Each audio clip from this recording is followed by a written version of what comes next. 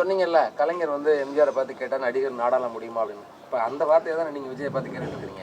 நாங்கள் கேட்கலைங்க, அவங்க எங்களை பற்றி தாக்குனாங்க. நான் என்ன சொல்கிறேன், யார் வேணாலும் வரலாம் பொது வாழ்க்கையில்.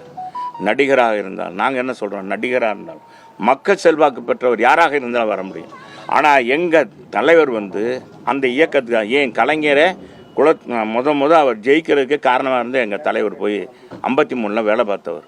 அதுக்கு அவர் துணைவியார் வந்து சாக பிழைக்க கிடக்கிறாங்க, அது இறந்துட்டாங்க. அந்த நேரத்தில் கூட 10 மாதம் அந்த அவர் பணியாற்றிட்டு இருக்கும்போது அந்த மேடையில் பேசும்போது அவங்க முதல் மனைவி இறந்துடுறாங்க. செய்தியை கூட கேட்டு அவர் வந்து அதோடு இறங்கி போகலை. அன்னைக்கு இருந்த ப்ரோக்ராம்லாம் முடிச்சுட்டு தான் போய் சென்னைக்கு போனார். அப்படிப்பட்ட தலைவர் அவரை போய் அப்படி பேசினாங்க. இவர் எங்கே, நான் என்ன சொல்கிறேன், சகோதரர் விஜய் வந்து நாங்களாம் திட்டலை, நாங்கள் அவரை சொன்னோம். அவர் எங்களை திட்டும்போது நாங்கள் திட்டாமல் இருக்க முடியுமா? அவர் அறையிலே வந்துட்டு அரசியல் பண்ணால் எப்படி முடியும்? எங்கள் தலைவர் பொது வாழ்க்கைக்கு வந்தார், எல்லா இடங்களுக்கும் போனார், வச்சார். அவர் போனாரா? அவர் போகிறாரா? வராரா?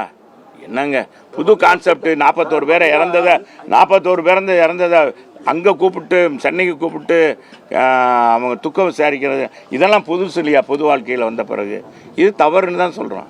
நமக்கான வெற்றி வாய்ப்பு எப்படி இருக்கு? அதே போல பாஜக வந்து கூட்டம் நிறைய வந்துருது, பிரச்சனையா இருந்தானே வர மாட்டேன்னு சொல்றாங்க. ஏங்க மத்திய அரசு இருக்கு, மாநில அரசு இருக்கு, எதுக்கு இருக்காங்க? போலீஸ் எதுக்கு இருக்காங்க? அவர் வந்தான்னா அதாவது கம்பெனி இது தேர்தல் பிரச்சாரத்துக்கு வர்றது வருதுங்க. இந்த மாதிரி துக்க விசாரிங்கன்னா அதுக்கு தகுந்த மாதிரி போலீஸ் போடுவாங்க. போலீஸ் இவங்க மேலே நம்பிக்கை இல்லையா? மத்திய போலீஸை வாங்குங்க, மத்திய போலீஸை வாங்கிட்டு போகலாம்ல. அதெல்லாம் இதை சொல்லக்கூடாது. அதுக்காக சொல்கிறேன். நான் அதுக்கே வரல. அவரை பற்றி விட்டாச்சு. அவர் எங்களை நேற்றே சொல்லிட்டாங்க, அவங்க வாபஸ் வாங்கிட்டாங்க. எங்களை பற்றி பேசணும், அப்புறம் நாங்கள் எதுக்கு பேசணும்? நீங்கள் இந்த போட்டு வாங்குறதெல்லாம் இருக்கக்கூடாது. நான் இப்போ அதை விடுங்க.